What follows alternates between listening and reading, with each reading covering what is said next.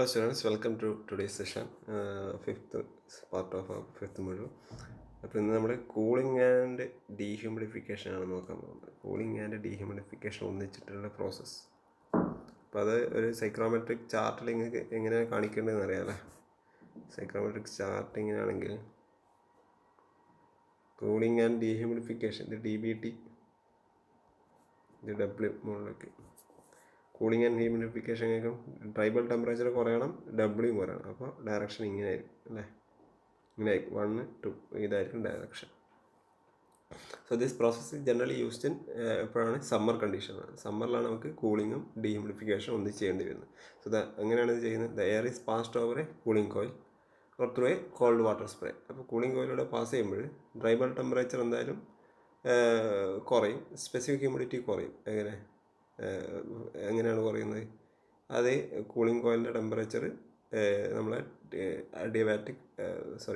Due point ടെമ്പറേച്ചറിനെക്കാട്ടി കുറവ് set ചെയ്താൽ മതി. ഡ്യൂ പോയിൻറ്റ് ടെമ്പറേച്ചറിനെക്കാട്ടി കുറവ് സെറ്റ് ചെയ്താൽ എപ്പോഴും എന്ത് സംഭവിക്കും? കണ്ടൻസേഷൻ സംഭവിക്കും അല്ലേ, കണ്ടൻസേഷൻ സംഭവിക്കും. ഇതൊരു psychrometric chart. Okay, DBT W. ഒന്നാമത്തെ പോയിന്റ് 1. അപ്പോൾ ഇതിന് കറസ്പോണ്ടിങ് ആയിട്ടുള്ള ഡ്യൂ പോയിൻറ്റ് ടെമ്പറേച്ചറാണിത് TDP1 എന്ന് പറയുന്നത്. ഇതെന്താണ്? TD1 ആണ്, TD1. ഓക്കെ, TD1 ഇത് നമ്മൾ ഒരു 2 എന്നുള്ള പോയിന്റിലേക്ക് 2 എന്നുള്ള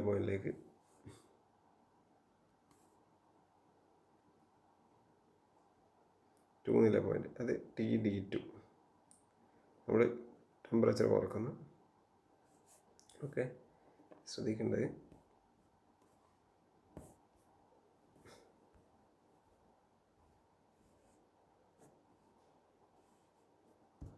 ഓക്കെ. പിന്നെ ഓക്കെ, അപ്പോൾ TD1 എന്താണ്? TD1 initial dry bulb temperature, TD2 final dry bulb temperature. അപ്പോൾ TDP1 എന്താണ്? TDP1 എന്ന് വെച്ചാൽ dew point temperature of the air entering the coil. ഇപ്പോൾ ഒരു കോയിലേക്കാണല്ലോ എയർ എൻ്റർ ചെയ്യുന്നത്. കോയിലേക്ക് എൻ്റർ ചെയ്യുമ്പോൾ TD1 എൻ്റർ ചെയ്യുന്നത്. ഈ TD1 കറസ്പോണ്ടിങ് ആയിട്ടുള്ള ഡ്യൂ പോയിൻറ്റ് ടെമ്പറേച്ചറാണ് TDP1. അപ്പോൾ കോയിലേക്ക് എൻ്റർ ചെയ്യുന്ന എയറിൻ്റെ ഡ്യൂ പോയിൻറ്റ് ടെമ്പറേച്ചർ എത്രയായിരുന്നു അതാണ് DP1. അത് നമുക്ക് നേരെ റിസോൾട്ടായിട്ട് ഇങ്ങനെ വരച്ചാൽ സാച്ചുറേഷൻ കർവ് 100% റിലേറ്റീവ് ഹ്യൂമിഡിറ്റിയിൽ കിട്ടുന്ന ആ പോയിൻ്റ് ആയിരിക്കും TDP1. ഇനി സർഫസ് നമുക്കറിയാം. ഈ കോയിലിൻ്റെ ടെമ്പറേച്ചർ ഉണ്ടല്ലോ, അത് 4 ആയിട്ട് എടുത്തോ. അത് 4 ആണെങ്കിൽ ആ ടെമ്പറേച്ചർ എത്ര ആയിരിക്കണം? ആ ടെമ്പറേച്ചർ TDP1 എന്തായാലും കുറവായിരിക്കണം. എന്നാലേ എന്ത് സംഭവിക്കൂ? ബോത്ത് കൂളിംഗ് ആൻഡ് ഡീഹ്യൂമിഡിഫിക്കേഷൻ ഒന്നിച്ചടക്കണമെങ്കിൽ TD4 എന്നുള്ളത്, അല്ലെങ്കിൽ TD4 എഫക്റ്റീവ് സർഫസ് ടെമ്പറേച്ചർ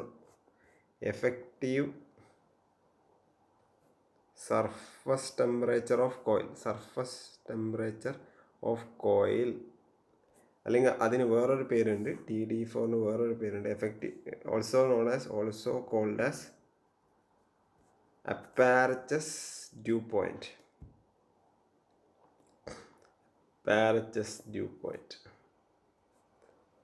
എന്താണ് അപ്പാരച്ചസ് ഡ്യൂ പോയിൻറ്റ്? ADP എന്ന് വിളിക്കും. TD4 എന്ന് വെച്ചാൽ ADP ആണ്. The effective surface temperature of the coil is also known as apparatus dew point. അപ്പോൾ ഈ apparatus dew point ADP should be less than TDP1. അതായത് due point temperature, അതായത് എയറിൻ്റെ due point ടെമ്പറേച്ചറിനെക്കാട്ടിയും എപ്പോഴും കുറവായിരിക്കണം ADP. then only both cooling and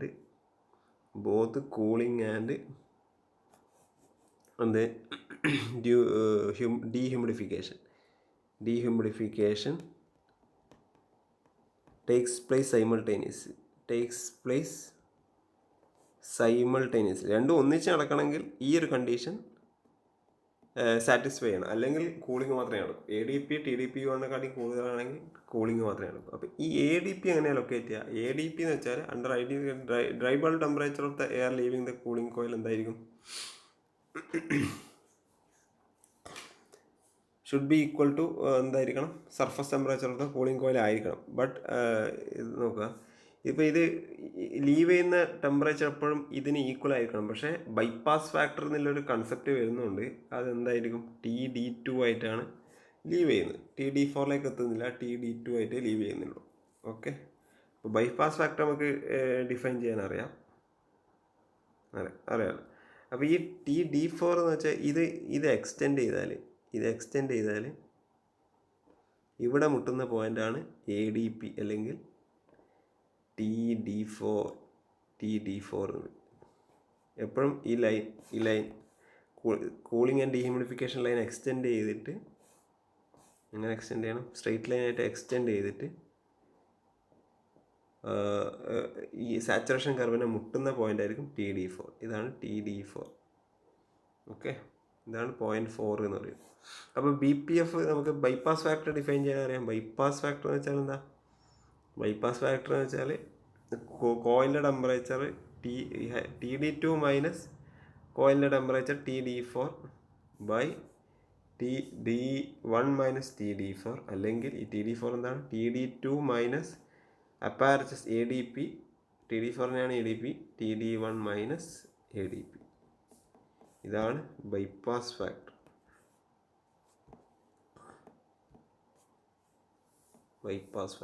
bypass factor in case of cooling and dehumidification അല്ലേ.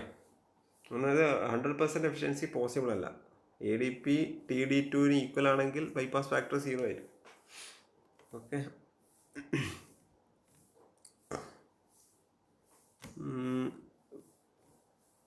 വേറെ നമ്മൾ sensible എന്നിപ്പോൾ ഈ ഫിഗർ ഒന്ന് നോക്കുക. ഇപ്പം ഇതിലൂടെ പാസ് ചെയ്യുന്ന ഇതെന്താണ്, H1. നമുക്കൊരു H1 കിട്ടും എന്താൽപ്പി. ഇതിലൂടെ പാസ് ചെയ്യുന്ന ഈ H2 കിട്ടും അല്ലേ. അപ്പം H1 minus H2 ആണെന്ത്, heat rejected ആണല്ലോ. ഇനി ഞാൻ ഈ 1 to 2 നമുക്ക് ഇങ്ങനെ ഡിവൈഡ് ചെയ്യാം. ഈ പോയിൻ്റ് A ആണെങ്കിൽ ഇതിലൂടെ പാസ് ചെയ്യുന്ന എന്താൽപ്പി ഉണ്ടാവും. സോറി, പാരലൈറ്റ് തന്നെ പോണേ.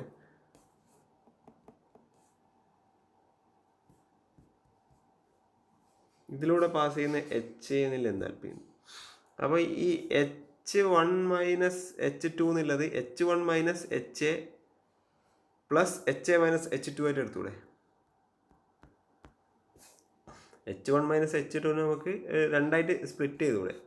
അതായത് H1 മൈനസ് HA ഉണ്ട് അല്ലേ, പ്ലസ് HA മൈനസ് H2. അപ്പോൾ effectively HA cancel H1 minus H2 തന്നെ ആവും. പക്ഷെ അത് ഞാൻ രണ്ടായിട്ട് സ്പ്ലിറ്റ് ചെയ്തു. ഇനി സ്പ്ലിറ്റ് ചെയ്യുമ്പോൾ നിങ്ങൾ ഈ ഫിഗറിൽ തന്നെ നോക്കി, H1 മൈനസ് HA എന്ന് വെച്ചാൽ ഈ ഒരു സെക്ഷനാണ്. ഈ ഒരു സെക്ഷൻ എന്ന് വെച്ചാൽ ഇവിടെ എന്താണ്, W മാത്രം, DBT. ഇത് WA, ഇത് W1, അല്ലെങ്കിൽ ഇത് W1, ഇത് W2 തന്നെയാണ്. ഇത് 2 തന്നെയല്ലേ, സെയിം അല്ലേ, ഇത് 2 തന്നെയല്ലേ. അപ്പോൾ W1 മൈനസ് W2, ഹ്യൂമിഡിറ്റി കുറയുന്നുണ്ട് പക്ഷേ ടെമ്പറേച്ചർ റിമെയിൻസ് കോൺസ്റ്റൻറ്റ്. അപ്പോൾ ഇവിടെ എന്താണ്, H1 മൈനസ് HA എന്ന് വെച്ചാൽ ലാറ്റൻ ഹീറ്റ് അല്ലേ. ടെമ്പറേച്ചർ കുറയുന്നുണ്ട് പക്ഷേ ടെമ്പറേച്ചർ കോൺസ്റ്റൻ്റ് ആണ്, പക്ഷേ ഹ്യൂമിഡിറ്റി കുറയുന്നുണ്ട്. അപ്പോൾ ഇതെന്താണ്, ലാറ്റൻ ഹീറ്റ് ഓഫ് കണ്ടൻസേഷൻ ആണ്. ഇനി HA മൈനസ് H2 നോക്ക്. HA മൈനസ് H2 എന്ന് വെച്ചാൽ ഈ ഒരു പോർഷൻ എന്ന് വെച്ചാൽ ഇവിടെ W2 എന്നുള്ള ഹ്യൂമിഡിറ്റി, സ്പെസിഫിക് ഹ്യൂമിഡിറ്റി കോൺസ്റ്റൻ്റ് ആണ്, പക്ഷേ TD1 TD2ലേക്ക് ടെമ്പറേച്ചർ കുറയുന്നുണ്ട്. അങ്ങനെയാണെങ്കിൽ സെൻസിബിൾ കൂളിംഗ് ആണ്. അപ്പോൾ sensible cooling HA minus H2 നടക്കുന്ന പ്രോസസ്സ് എന്ന് വെച്ചാൽ സെൻസിബിൾ കൂളിംഗ് ആണ്. അപ്പോൾ ഇത് സെൻസിബിൾ ഹീറ്റ് അല്ലേ. അപ്പോൾ Q എന്നുള്ളത് H1 മൈനസ് H2 ആണെങ്കിലും അത് നമുക്ക് LH പ്ലസ് SH എന്ന് എഴുതാം, സെൻസിബിൾ ഹീറ്റ് പ്ലസ് അല്ലേ. അപ്പോൾ ഇത് സെൻസിബിൾ ഹീറ്റ് റിമൂവ്ഡ് ആണ്, ഇത് ലാറ്റൻ ഹീറ്റ് റിമൂവ്ഡ് ആണ്. അപ്പോൾ നമുക്ക് SHF എന്ന് പറയുന്നത്, നേരത്തെ കഴിഞ്ഞ ക്ലാസ്സിൽ പറഞ്ഞത് സെൻസിബിൾ ഹീറ്റ് ഫാക്ടർ ഉള്ളത് എങ്ങനെ എഴുതാം, SH sensible heat by LH plus SH അത് നമുക്ക് എൻതാൽപ്പിയുടെ ടേംസിൽ SH എന്തായിരുന്നു? SH HA മൈനസ് H2 ആണ്. HA minus H2 divide by LH plus H എന്ന് വെച്ചാൽ H1 മൈനസ് H2 തന്നെയാണ്. H1 minus H2. ഇതാണ് സെൻസിബിൾ ഹീറ്റ് ഫാക്ടർ. ഇങ്ങനെയാണ് സെൻസിബിൾ ഹീറ്റ് ഫാക്ടർ. ഓക്കെ. അപ്പോൾ line joining the point of entering air and apparatus due point is known as sensible heat factor line. അപ്പോൾ അതൊരു ശ്രദ്ധിക്കേണ്ട കാര്യമാണ്. Line joining അതാണ് entering. ഈ ഒരു line sensible heat factor line എന്ന് വെച്ചാൽ ലൈൻ ജോയിനിങ്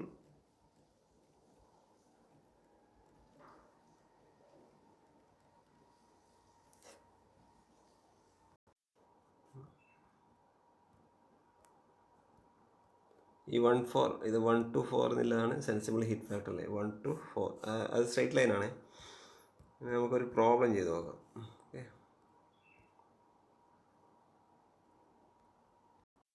പിന്നെ cooling application moist air enters a refrigeration coil at the rate of. അപ്പോൾ ഈ കോയിൽ റെഫ്രിജറേഷൻ കോയിലാണ് നമ്മളെ കൂളിംഗ് കോയിലാണ്. At the rate of 100 kilogram of dry air per minute. MA എന്നുള്ളത് m.A ആണ്. 100 കിലോഗ്രാം ഓഫ് ഡ്രൈ എയർ ആണ് per minute. ഇപ്പോൾ TD1 35 degree Celsius വന്നിട്ടുണ്ട്. 50% RH 50% അതുണ്ട്.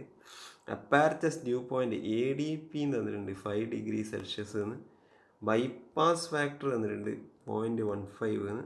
Determine the outlet state of moisture and cooling capacity of coil in TR. അപ്പോൾ നമുക്ക് cooling capacity എന്ന് വെച്ചാൽ ടണ്ണേജ് ഓഫ് റെഫ്രിജറേഷൻ ആണ്. ഔട്ട്ലെറ്റ് സ്റ്റേറ്റ് എന്ന് വെച്ചാൽ ബാക്കി സെക്കൻഡ് സ്റ്റേറ്റിൻ്റെ എല്ലാ വാല്യൂ ആണ്. അപ്പോൾ നമുക്ക് ഒരു കാര്യം ചെയ്യാം. ആദ്യം ഒരു സൈക്രോമെട്രിക് ചാർട്ട് എടുക്കാം. അപ്പോൾ നമുക്ക് initial condition, first point initial condition mark ചെയ്തൂടെ. ഇനീഷ്യൽ കണ്ടീഷൻ മാർക്ക് ചെയ്യാൻ എന്തൊക്കെ തന്നിട്ടുണ്ട്? ഓക്കെ, TD1 തന്നിട്ടുണ്ട്, 5 തന്നിട്ടുണ്ട്. മാർക്ക് ചെയ്തൂടെ. നമ്മൾ അറ്റ്മോസ്ഫിയറിക് എയർ ആണ്. അപ്പോൾ പ്രഷർ 1 അറ്റ്മോസ്ഫിയറിൻ്റെയാണ് എടുക്കുന്നത്. അപ്പോൾ സൈക്രോമെട്രിക് ചാർട്ടിൽ TD1 35 ഡിഗ്രി സെൽഷ്യസ് ഇതാണ് TD1. 50% എന്ന് വെച്ചാൽ ഓൾമോസ്റ്റ് 60-യും 40-യും ഇടയിൽ. അപ്പോൾ like it comes somewhere here അങ്ങനെ വരും അല്ലേ. കാരണം ഇതാണ് 50% പോകുന്ന ലൈൻ. 50% പോകുന്ന ലൈനുള്ള നിങ്ങളെ ഒറിജിനൽ ചാർട്ടിൽ എന്തായാലും ഉണ്ടാവും. അതുകൊണ്ട് നിങ്ങൾ ലൊക്കേറ്റ് ചെയ്യാൻ എളുപ്പമായിരിക്കും. ഇതിൽ കുറച്ച് ബുദ്ധിമുട്ടാണ്. ഹാർഡ് കോപ്പി ഉണ്ടാവില്ല. ഹാർഡ് കോപ്പിയിൽ കുറച്ചും കൂടെ ഈസി ആയിരിക്കും. ഓക്കെ. അങ്ങനെയാണെങ്കിൽ നമുക്ക് എന്താണ് കാണേണ്ടത്? ഇനീഷ്യൽ. ഓക്കെ, ഇത് കിട്ടി. From the psychrometric chart we find that due point ഇതിന് കറസ്പോണ്ടിങ് ഇത് 0.1 മാർക്ക്. ഇതിന് കറസ്പോണ്ടിങ് ആയിട്ട് ഡ്യൂ പോയിന്റ് ടെമ്പറേച്ചർ ഏതായിരിക്കും? TDP1 എന്നുള്ളത്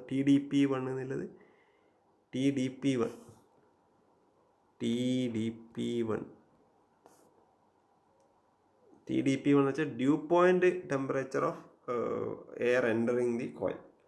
അത് ഒരു 25-20 എടുക്കുക. അപ്പോൾ TDP1 actual value 23 degree Celsius ആണ്. ഇനി അപ്പാരറ്റസ് ഡ്യൂ പോയിന്റ് തന്നിട്ടുണ്ട്. അപ്പാരറ്റസ് ഡ്യൂ പോയിന്റ് എത്ര? ADP തന്നിട്ടുണ്ട് 5 ഡിഗ്രി സെൽഷ്യസ്. അപ്പോൾ ഈ 5 ഡിഗ്രി സെൽഷ്യസ് ഇതാ ഇവിടെ ഈ കർവിലാണ് അപ്പാരറ്റസ് ഡ്യൂ പോയിന്റ് വരിക. 100% ലൈറ്റ്. അപ്പോൾ എന്ത് ചെയ്യുക? ഡയറക്റ്റ് ഇത് ഒരു സ്ട്രൈറ്റ് ലൈൻ വെച്ച് ജോയിൻ ചെയ്യാം. അപ്പോൾ ഇത് ADP കിട്ടി. അത് ഒരു ADP1 ജോയിൻ ചെയ്യുന്നതായിരിക്കും. ജോയിൻ ചെയ്യണം, അതായിരിക്കും ആ ലൈൻ. അതാണ് കൂളിംഗ് ലൈൻ. ഓക്കെ. ഇനി ഈ കൂളിംഗ് ലൈനിൽ എന്ത് വേണം? ബൈപ്പാസ് ഫാക്ടർ തന്നിട്ടുണ്ടല്ലേ. നമുക്ക് ബൈപ്പാസ് ഫാക്ടർ തന്നിട്ടുണ്ട്. BPF കാണാൻ അറിയാം നിങ്ങൾക്ക്. BPF = TD2 minus ADP by TD1 minus ADP. ഇങ്ങനെ ചെയ്ത് കഴിഞ്ഞാൽ ഇത് ഈക്വൽ ടു വാല്യൂ 0.15 വന്നിട്ടുണ്ട്. TD2 മാത്രമേ അൺനോണിൽ. TD2 minus 5 by 35 minus 5 is equal to 0.15. ഇത് സോൾവ് ചെയ്താൽ TD2 നിങ്ങൾക്ക് എത്ര കിട്ടും? TD2 9.5 ഡിഗ്രി സെൽഷ്യസ് കിട്ടും. അതിന് ഈസി അല്ലേ. ഇനി ഈ ലൈനിൽ 9.5 ഡിഗ്രി സെൽഷ്യസ് എവിടെ വരുന്നു നോക്കാം. ഓൾമോസ്റ്റ് 9.5 ഇത് വരും. ഇതാണ് സെക്കൻഡ് പോയിന്റ്. അപ്പോൾ ഈ സെക്കൻഡ് പോയിന്റ് കറസ്പോണ്ടിങ് ആയിട്ടുള്ള എല്ലാ ഇതെന്ന് നോക്കാം. എന്ത് നോക്കാം, പ്രോപ്പർട്ടീസ് നോക്കാം. അപ്പോൾ ഹ്യൂമിഡിറ്റി വേണമെങ്കിൽ ഇത് ഹ്യൂമിഡിറ്റി ഓൾമോസ്റ്റ് ഹ്യൂമിഡിറ്റി നോക്കാം. വേറെന്ത് നോക്കാം, പിന്നെ എന്തൊക്കെയാണ് കാണാൻ പറഞ്ഞത്, determine the outlet state of moisture അല്ലേ. ജസ്റ്റ് ഈ പോയിന്റ് കണ്ട് അതിന് കറസ്പോണ്ടിങ് ആയിട്ടുള്ള W2 കാണാം. ഇതിലൂടെ പാസ് ചെയ്യുന്ന φ2 കാണാം. φ2 ഒരു 99%, അത് ഓൾമോസ്റ്റ് 100% കർവിൻ്റെ അടുത്താണ്. അപ്പോൾ 99% ഞങ്ങളാണ് φ2 വരിക. ഓക്കെ, TD2 കിട്ടി. φ2 TD2 മതി. ബാക്കി നമുക്ക് എക്സ്ട്രാ ചോദിച്ചാൽ H2 ആണെങ്കിൽ അത് കാണാം. അത് എക്സ്ട്രാ ചോദിച്ചെങ്കിൽ പറഞ്ഞാൽ മതി. അപ്പോൾ ഈ സെക്കൻഡ് പോയിന്റ് നിങ്ങൾക്ക് ലൊക്കേറ്റ് ചെയ്യാൻ പറ്റി. ബാക്കി എന്ത് പ്രോപ്പർട്ടീസ് ഉണ്ടോ നിങ്ങൾക്ക് ആ പോയിന്റ് കറസ്പോണ്ടിങ് ആയിട്ട് നിങ്ങൾക്ക് ചാർട്ടിൽ നിന്ന് എടുക്കാം. ഇനി ക്വസ്റ്റ്യനിൽ പറഞ്ഞിട്ടുള്ളത് കൂളിംഗ് കപ്പാസിറ്റി കാണാൻ. ഈ കൂളിംഗ് കപ്പാസിറ്റി കാണാനാണ് എന്ത് തന്നിട്ടുള്ളത്, കൂളിംഗ് കപ്പാസിറ്റി കാണാൻ m.A × H1 - H2 ചെയ്താൽ മതി അല്ലേ. H1 - H2 ചെയ്താൽ മതി. H1 എത്രയാണ്, H1 എന്ന് വെച്ചാൽ ഒന്നിലൂടെ പാസ് ചെയ്യുന്ന എന്താൽപ്പി, ഇതിപ്പോൾ 75 ആണ്, 25ലൂടെ പാസ് ചെയ്യുന്നത്. അപ്പോൾ ഇത് 81 ആണ് ഇതിൻ്റെ കറക്റ്റ് വാല്യൂ. അതേപോലെ 2ലൂടെ പാസ് ചെയ്യുന്നത് 29 താഴെ, 19 മുകളിൽ എന്ന് വെച്ചാൽ 28 എടുത്തോ, 20. ഇതിലൂടെ പാസ് ചെയ്യുന്ന H2 28, ഇതാണ് H2, ഇത് H1. അപ്പോൾ 28. അപ്പോൾ m.A 100 അല്ലേ, 81 - 28 ആണ്. ഇത് kJ/min ആയിരിക്കും. ഇതിൻ്റെ വാല്യൂ എന്ന് പറയുന്നത് ചെയ്ത് കഴിഞ്ഞാൽ കിട്ടുന്ന 81 - 28 5300 kJ ആയിരിക്കും. കാരണം ഇത് H1 H2 നമ്മൾ kJ/kg ഡ്രൈ എയർ ആണ് എടുക്കുന്നത് അല്ലേ. അപ്പോൾ യൂണിറ്റ് എങ്ങനെ നോക്കാം, യൂണിറ്റ് നോക്കിക്കോ, 100 kg of dry air per minute into 81 - 28, ഇതെന്താണ്, kJ/kg ഡ്രൈ എയർ. ഇതും ക്യാൻസലായി, ബാക്കിയുള്ളത് kJ/min ആണ്. വാല്യൂ 5300 kJ/min ആണ്. ഇതാണ് അതിൻ്റെ കൂളിംഗ് കപ്പാസിറ്റി. അപ്പോൾ ഇതിനെ വേണമെങ്കിൽ നമുക്ക് kJ/min TR ആക്കണമെങ്കിൽ ഡിവൈഡ് ബൈ 5300 ഡിവൈഡ് ബൈ 210 ചെയ്താൽ ഇത്ര TR, ടണ്ണേജ് ഓഫ് റെഫ്രിജറേഷൻ. അതിൻ്റെ value around 25 TR, around 25 TR. ഇങ്ങനെയാണ് ഒരു കൂളിംഗ് ആൻഡ് ഡീഹ്യൂമിഡിഫിക്കേഷൻ ഒന്നിച്ച് വരുന്ന പ്രോബ്ലം സോൾവ് ചെയ്യുന്നത്. ഓക്കെ, അടുത്തൊരു problem, atmospheric air at 30°C dry bulb temperature. Inlet air TD1 30°C, Φ1 75% relative humidity തന്നിട്ടുണ്ട്. Enters a cooling coil at the rate of, അപ്പോൾ വോളിയമാണ് തന്നിട്ടില്ല, volume m3/min, volume V1 200 m3/min തന്നിട്ടുണ്ട്,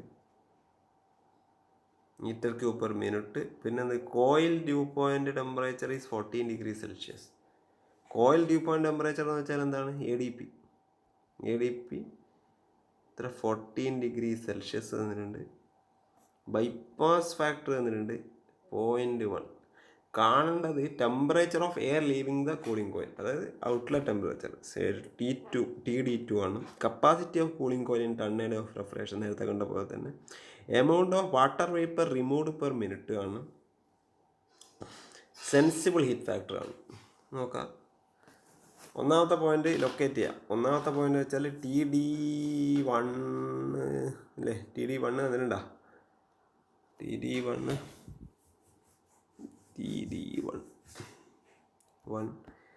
30°C 575. അപ്പോൾ 30, ഇത് 30, 575 എന്ന് വെച്ചാൽ സംവാർ 75 എന്ന് വെച്ചാൽ ഏകദേശം ഇവിടെ വരും. ഓക്കെ, അപ്പോൾ ഇതാണ് 1. ഇതിന് കറസ്പോണ്ടിങ് ആയിട്ടുള്ള TDP1 എപ്പോഴും ശ്രദ്ധിക്കണം. കാരണം TDP1 ഇപ്പോൾ 25.2 ആണ് കറക്റ്റ് വരേണ്ടത്, 25.2. അത് നിങ്ങൾ നോട്ട് ചെയ്തോ. TDP1 കറക്റ്റ് വരേണ്ടത് 25.2°C ആണ്. ഇതെന്തിനാണ് ചെക്ക് ചെയ്യുന്നത് വെച്ചാൽ ഈ തന്ന ADP എപ്പോഴും TDP1 കുറവാണോ എന്ന് ശ്രദ്ധിക്കണം, അല്ലെങ്കിൽ മിസ്റ്റേക്കാണ്. അതിൽ കൂളിംഗ് ആൻഡ് ഡീഹ്യൂമിഡിഫിക്കേഷൻ അല്ല നടക്കുന്നത്. ഓക്കെ, ക്വസ്റ്റ്യൻ തെറ്റാണ്, അല്ലെങ്കിൽ നിങ്ങൾക്ക് കാൽക്കുലേറ്റ് ചെയ്തിട്ട് എന്തെങ്കിലും അങ്ങനെ ഒരു ഡിഫറൻസ് വരുന്നുണ്ടെങ്കിൽ നിങ്ങൾ ചെയ്ത് തെറ്റാണെന്ന് മനസ്സിലാക്കുക. TDP1 എപ്പോഴും ADP-നെക്കാട്ടിയും കൂടുതൽ തന്നെ ആയിരിക്കും. ഇനി ADP നമുക്ക് ഡയറക്റ്റ് വന്നിട്ടുണ്ട്, എത്ര 14 ഡിഗ്രി സെൽഷ്യസ്. അപ്പോൾ അത് 14 ഡിഗ്രി സെൽഷ്യസ് ആണെങ്കിൽ അത് ഒന്നും ചെയ്യേണ്ട, ഡയറക്റ്റ് ഇവിടെ മാർക്ക് ചെയ്യുക, 14 ഇതിൽ മാർക്ക് ചെയ്യുക, 14 ADP. ഇനി ഇതെന്ത് ചെയ്യുക, ഇത് ജോയിൻ ചെയ്യാം. ഓക്കെ, ഇനി ആ ലൈനിൽ എവിടെയാണ് 2 എന്നുള്ള പോയിന്റ് വരുന്നത്. അപ്പോൾ അത് കാണാൻ സെയിം BPF ഈക്വൾ ടു എത്ര, 0.1 വന്നിട്ടുണ്ട്. അപ്പോൾ 0.1 equal to TD2 minus ADP by TD1 minus ADP. ഇത് സോൾവ് ചെയ്ത് കഴിഞ്ഞാൽ TD2 കിട്ടും. TD2 കാരണം TD1 അറിയാം, ADP അറിയാം. TD2യുടെ വാല്യൂ 15.6 ഡിഗ്രി സെൽഷ്യസ് കിട്ടും. അതെവിടെ മാർക്ക് ചെയ്യാം? ഇനി 15.6, ഇത് 15.6 എന്ന് വെച്ചാൽ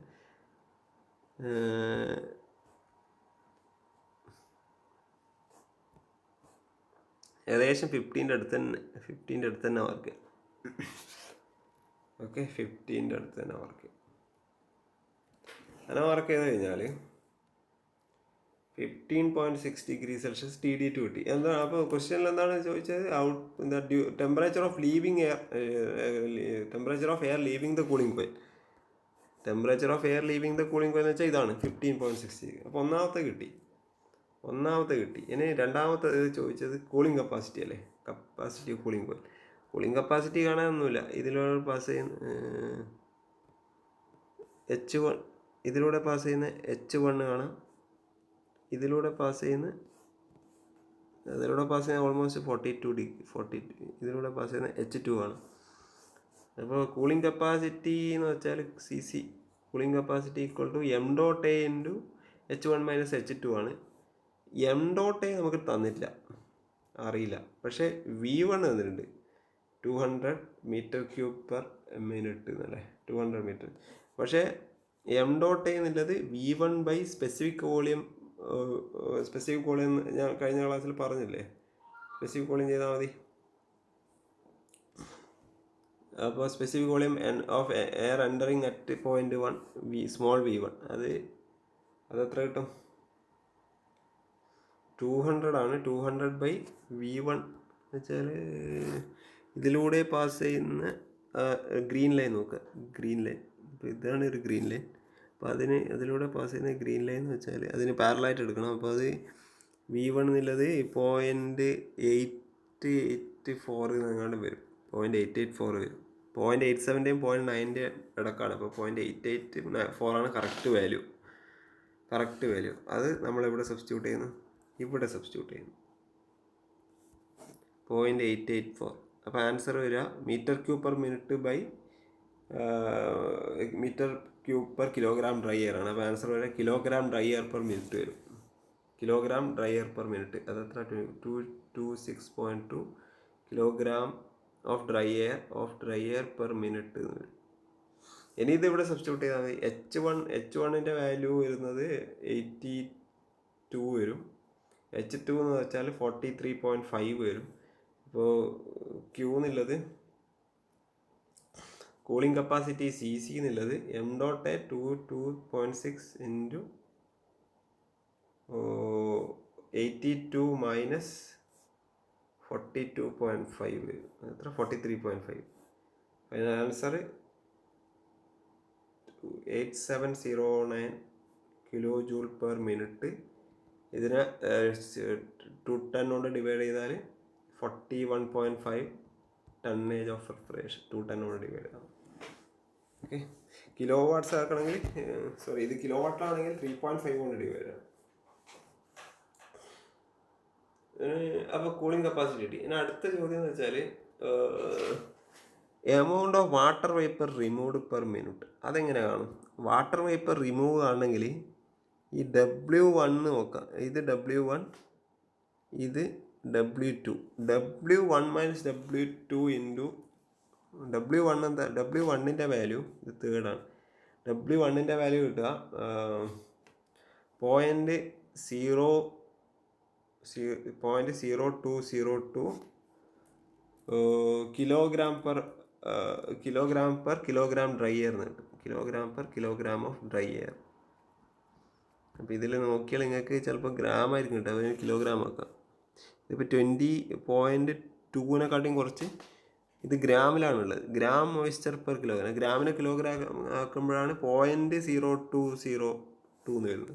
അതേപോലെ W2 ആണെങ്കിൽ 0.011 kilogram per kilogram of dry air വരും. ഇത് kilogram per kilogram of dry air ആണ്. അപ്പോൾ കിലോഗ്രാം ഓഫ് നമുക്ക് കാണേണ്ടത്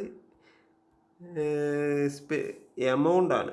ഇത് റേഷ്യോ അല്ലേ, ഹ്യൂമിഡിറ്റി, സ്പെസിഫിക് ഹ്യൂമിഡിറ്റി എന്ന് വെച്ചാൽ ഹ്യൂമിഡിറ്റി റേഷ്യോ ആണ്. റേഷ്യോ അല്ല, നമുക്ക് amount of water vapour removed per മിനിറ്റാണ് കാണേണ്ടത്. അതെങ്ങനെ കാണും? അത് കാണാൻ ഒന്നുമില്ല, m.a കൊണ്ട് മൾട്ടിപ്ലൈ ചെയ്താൽ മതി. ഈ ഡിഫറൻസ് W1 - W2. ഈ W1 എന്നുള്ളതിനെ W2ലേക്ക് കുറഞ്ഞു, അപ്പോഴാണ് എന്തെന്ന് ഹ്യൂമിഡിറ്റി കുറഞ്ഞു. ആ ഹ്യൂമിഡിറ്റി കുറഞ്ഞു വെച്ചാൽ വാട്ടർ വേപ്പർ കുറച്ച് റിമൂവ് ആയിരുന്നു. അത് റിമൂവ് ഇത് ഈ per kilogram of dry air കളയാൻ വേണ്ടിയിട്ടാണ് m.a ചെയ്യുന്നത്. കാരണം m.a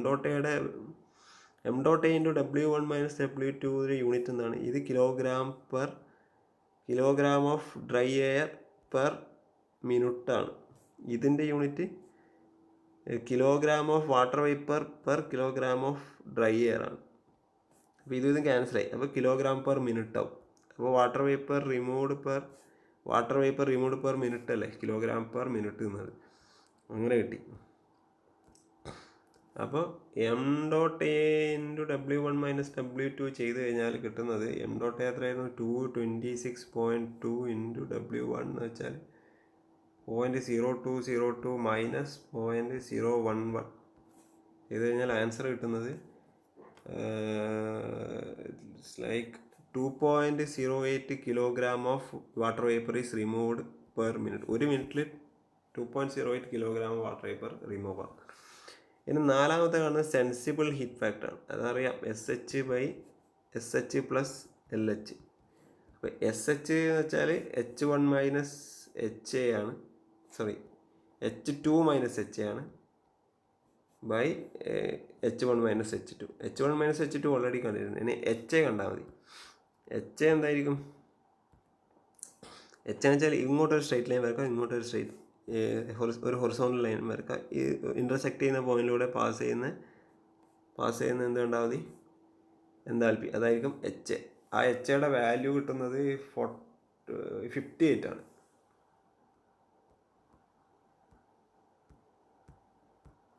HA 58 കിട്ടും. അങ്ങനെയാണെങ്കിൽ SHF എന്ന് വെച്ചാൽ H2 എന്തായിരുന്നു? 43.5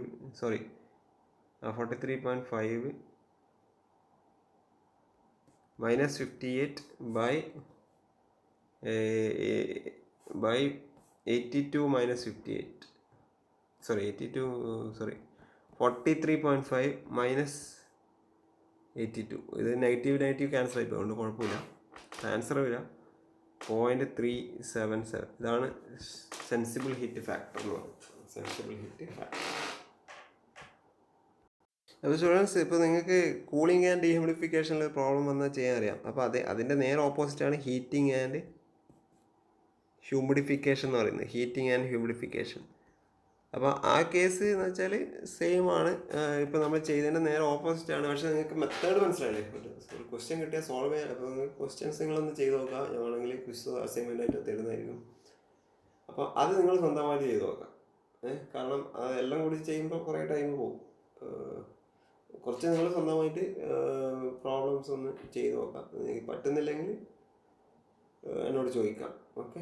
പിന്നെ കൂളിംഗ് ആൻഡ് ഹ്യൂമിഡിഫിക്കേഷൻ എന്നുള്ളൊരു ഇതുണ്ട്. ഹീറ്റിംഗ് ആൻഡ് ഡീഹ്യൂമിഡിഫിക്കേഷൻ, അതിൻ്റെ പ്രോബ്ലം ഒന്നും അധികം വരില്ല. അത് അങ്ങനത്തെ കണ്ടീഷൻസ് കുറവാണ്. നമ്മൾ ഹീറ്റിംഗ് ആൻഡ് ഹ്യൂമിഡിഫിക്കേഷൻ വിൻ്ററിൽ ചെയ്യുന്ന വിൻ്റർ എയർ കണ്ടീഷൻ എന്ന് വെച്ചാൽ ഹീറ്റിംഗ് ആൻഡ് ഹ്യൂമിഡിഫിക്കേഷൻ ആണ്. കൂളിംഗ് ആൻഡ് ഡീഹ്യൂമിഡിഫിക്കേഷൻ സമ്മറിലാണ്. അപ്പോൾ അത് രണ്ടുമാണ് നമ്മൾ കൂടുതലായിട്ട് യൂസ് ചെയ്യുന്നത്. പ്രാക്ടിക്കലി നമ്മൾ യൂസ് ചെയ്യുന്ന രണ്ട് സംഭവങ്ങളാണ്. അപ്പോൾ അതെന്തൊക്കെയാണെന്ന് പഠിച്ചു നോക്കാം. ഓക്കെ. അപ്പോൾ ഇതിൻ്റെ പ്രോബ്ലംസ് നിങ്ങൾ കുറച്ച് സ്വന്തമായിട്ട് ചെയ്ത് നോക്കാം. സ്റ്റുഡൻസ്, ഒരു അഡിയബാറ്റിക് മിക്സിംഗ് എന്നുള്ള ഒരു ടോപ്പിക് ഉണ്ട്. Adiabatic mixing of 2 air stream. ഇപ്പം 2 എയർ സ്ട്രീം രണ്ട് സ്ട്രീം അഡിയബാറ്റിക്കലി മിക്സ് ആയാലുള്ള എൻതാൽപ്പി ചേഞ്ച് അല്ലെങ്കിൽ ബാക്കി എന്താണ് ഹ്യൂമിഡിറ്റി ചേഞ്ച് അതൊക്കെ എങ്ങനെയാണെന്നുള്ള ഒരു ടോപ്പിക്. അത് two quantities of air having different enthalpies and different specific humidities are mixed. Final condition of air mixture എങ്ങനെയാണ് അത് അതിൻ്റെ രണ്ട് സ്ട്രീമിൻ്റെയും മാസസ് ഇൻവോൾവ് ആയിരിക്കും. എൻതാൽപ്പി സ്പെസിഫിക് ഹ്യൂമിഡിറ്റി നോക്കുക. രണ്ട് സ്ട്രീം ഇങ്ങനെ വരുന്നുണ്ട്. ഓക്കെ, അപ്പോൾ ഇത് ഇൻസുലേറ്ററാണ്. അതായത് പുറത്തുനിന്ന് heat transfer Q equal to 0 ആണ്. അപ്പോൾ പുറത്തുനിന്നില്ല ഹീറ്റ് ട്രാൻസ്ഫർ ഇല്ല. ഓക്കെ, അപ്പോൾ ഇത് അഡിയബാറ്റിക് പ്രോസസ്സാണ്. അപ്പോൾ ഈ വരുന്ന സ്ട്രീമിൻ്റെ മാസ് M1 ആണ്, എൻതാൽപ്പി H1 ആണ്, സ്പെസിഫിക് ഹ്യൂമിഡിറ്റി W1 ആണ്. First stream. ഇത് സെക്കൻഡ് സ്ട്രീമിൻ്റെ മാസ് M2 ആണ്, എൻതാൽപ്പി H2 ആണ്, W2 ആണ്. അപ്പോൾ ഇത് ജോയിൻ ആയിട്ട് മൂന്നാമത്തെ സ്ട്രീം ആകുമ്പോൾ അതിൻ്റെ മാസ് M1 + M2 M3 ആവും. H3 W3. അപ്പോൾ H3 W3 എല്ലാം. അപ്പോൾ നമുക്ക് മാസ് നമുക്കറിയാം. മാസ് കണ്ടിന്യൂറ്റി ഇക്വേഷൻ അല്ലെങ്കിൽ കൺസർവേഷൻ ഓഫ് മാസ് പ്രകാരം M1 + M2 ആയിരിക്കും M3 എന്നുള്ളത്. എനർജി ബാലൻസ് എടുത്താൽ എങ്ങനെയായിരിക്കും? എനർജി ബാലൻസ് വെച്ചാൽ M1 H1 ആണ് ആദ്യത്തെ energy. Second സ്ട്രീമിൻ്റെ energy M2 H2 ആണ്. അത് എന്തായിരിക്കും? തേർഡ് സ്ട്രീമിൻ്റെ എനർജി M3 H3. അതേപോലെ mass balance of water vapour എന്താണ്? വാട്ടർ വേപ്പറിൻ്റെ എമൗണ്ട്, ഫസ്റ്റ് സ്ട്രീമിൻ്റെ വാട്ടർ വേപ്പറിൻ്റെ എമൗണ്ട് W1 ആണ്. W1 എന്ന് വെച്ചാൽ kg/kg ഡ്രൈ എയർ ആണ്. അപ്പോൾ വെറും കിലോഗ്രാം ആക്കണമെങ്കിൽ മാസ് 1 കൊണ്ട് മൾട്ടിപ്ലൈ ചെയ്താൽ മതി. അതേപോലെ സെക്കൻഡ് M2 W2 ആണ്, ഈക്വൽ ടു എന്തായിരിക്കണം? M3 W3 ആയിരിക്കണം. ഓക്കെ, അപ്പോൾ M3യുടെ വാല്യൂ ഇക്വേഷൻ 1 എടുത്ത് 2 സബ്സ്റ്റിറ്റ്യൂട്ട് ചെയ്താൽ ഇത് 1 എടുത്തോ, ഇത് 2 എടുത്തോ, ഇത് 3 എടുത്തോ. അപ്പോൾ 1 എല്ലാം 2ലും 3ലും സബ്സ്റ്റിറ്റ്യൂട്ട് ചെയ്താൽ നമുക്ക് M3ക്ക് പകരം ഇപ്പോൾ ഈ enthalpy equation M1 H1 + M2 H2 + M3 equal to M3 അല്ല. M3ക്ക് വരെ M1 + M2 H3 എന്ന് എഴുതിക്കൂടെ? അപ്പോൾ ഇതൊന്ന് സിംപ്ലിഫൈ ചെയ്താൽ M1ൻ്റെ ടേംസ് എല്ലാം ഒന്നിച്ചു കൊണ്ടുവന്നാൽ H1 - H3 ആവും. M2യുടെ ടേംസ് ഒന്നിച്ചു കൊണ്ടുവന്നാൽ H3 - H2 ആവും. അപ്പോൾ M1/M2 എന്നുള്ളത് H3 - H2/H1 - H3 എന്നാവൂലേ? H3 - H2/H1 - H3 എന്നാവും. ഓക്കെ, അതേപോലെ മറ്റേ ഈ ഇക്വേഷനിൽ നിന്ന് നമുക്ക് എന്ത് കിട്ടും? M1/M2 ചെയ്ത് കഴിഞ്ഞാൽ നിങ്ങൾക്ക് W3 - W2 ഇതേ പാറ്റേണിലാണ്. W3 - W2/W1 - W3 ഇങ്ങനെയും കിട്ടും. അപ്പോൾ നമുക്ക് മാസ് റേഷ്യോ M1/M2 എന്നുള്ളത് H3 - H2/H1 - H3 എന്ന് എഴുതാം. Is equal to again W3 - W2/W1 - W3 എന്ന് എഴുതാം.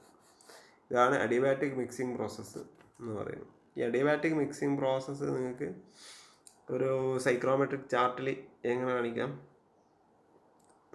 സൈക്രോമെട്രിക് ചാർട്ടിൽ ഒന്നാമത്തെ പോയിന്റ് ഇവിടെയും രണ്ടാമത്തെ സ്ട്രീം ഇവിടെ, അതിൻ്റെ ഇത് ഇങ്ങനെയാണെങ്കിൽ തേർഡ് പോയിന്റ് എന്തായാലും ഇത് ജോയിൻ ചെയ്യുന്ന ലൈനിൽ എവിടെയെങ്കിലും ആയിരിക്കും.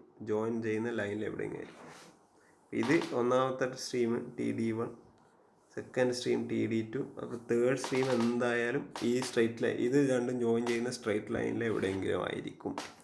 ഓക്കെ, അതങ്ങനെ തന്നെ ആയിരിക്കും. The adiabatic mixing process represented here. Okay, the final condition of the mixture always lies on the straight line joining 1 and 2. So the point 3 divides the line 1 to 2 in the inverse ratio of mixing masses. മനസ്സിലായോ? അതെങ്ങനെ?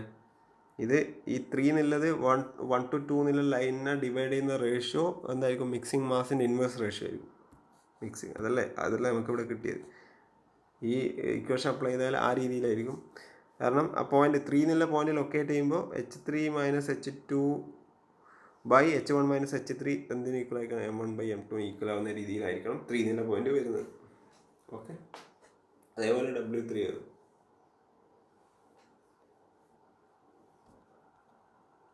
ഇങ്ങനെ ഒരു special case നോക്കിക്കോ. ഞാൻ same ഒരു സൈക്ലോമെട്രിക് chart വരക്കുന്നത്.